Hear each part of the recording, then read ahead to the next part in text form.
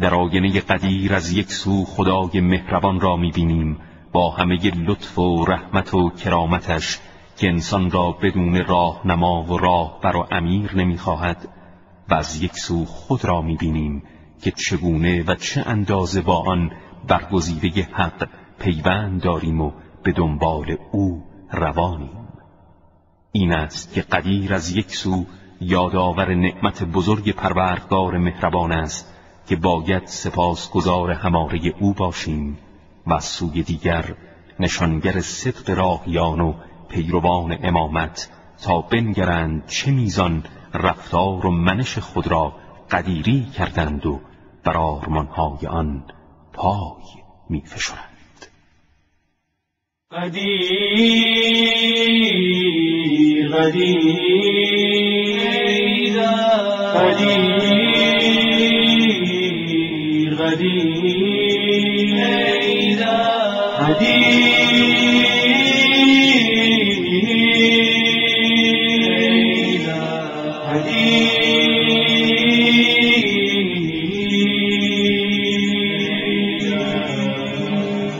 ایدست ولی عید خداوند قدیر است، ایدیست که پیغمبر اسلام بشیر است، ایدیست که حیدر به همه خلق امیر است. این عید قدیر است، قدیر است، قدیر است. حق است که از پاره دل گل بفشانی تا عیدی خود را ز پیمبر بستانید. حق است که از پاره دل گل بفشانید تا عیدی خود را ز پیمبر بستانید. قدیر قدیر قدیر قدیر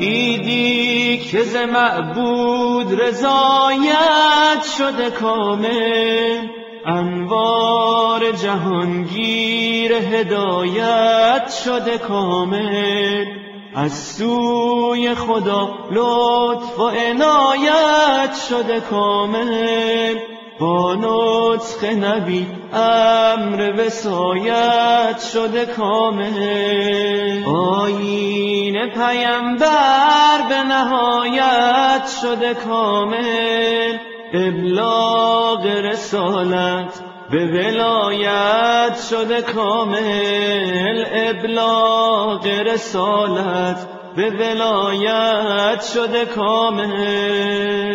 قدیر قدیر قدیر قدیر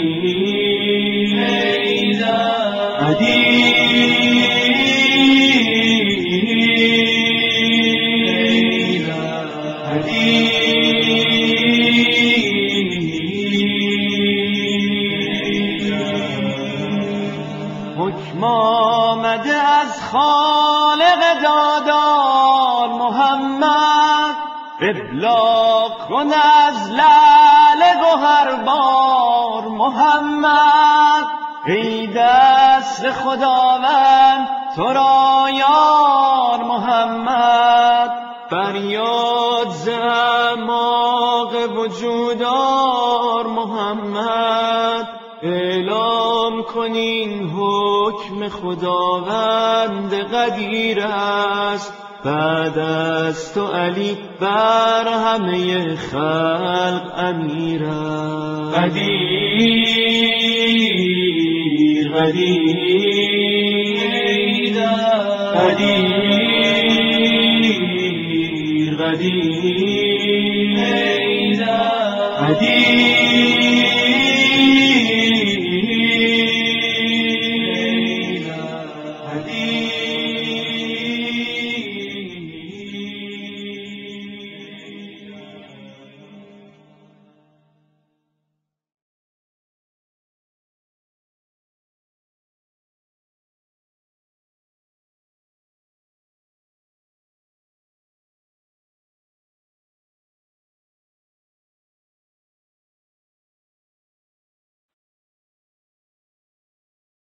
در آینه قدیر از یک سو خدای مهربان را می‌بینیم با همه لطف و رحمت و کرامتش که انسان را بدون راهنما و راهبر و امیر نمی‌خواهد، و از یک سو خود را می‌بینیم که چگونه و چه اندازه با آن برگزیده حق پیوند داریم و به دنبال او روانیم. این است که قدیر از یک سو یادآور نعمت بزرگ پروردگار مهربان است که باید سپاسگزار هماره او باشیم، و از سوی دیگر نشانگر صدق راهیان و پیروان امامت تا بنگرند چه میزان رفتار و منش خود را قدیری کردند و بر آرمانهای آن پای می‌فشارند. قدیر قدیر قدیر قدیر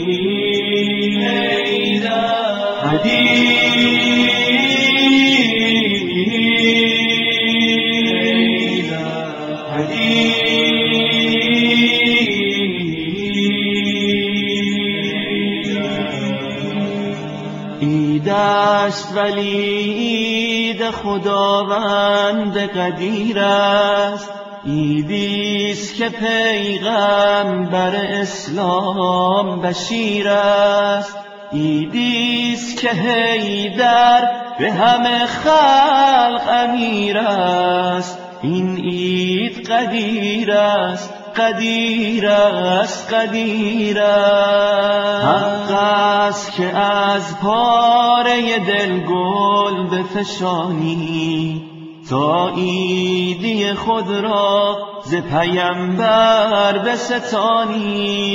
حق است که از پاره دل گل بفشانید تا عیدی خود را ز پیمبر بستانید. قدیر قدیر قدیر قدیر.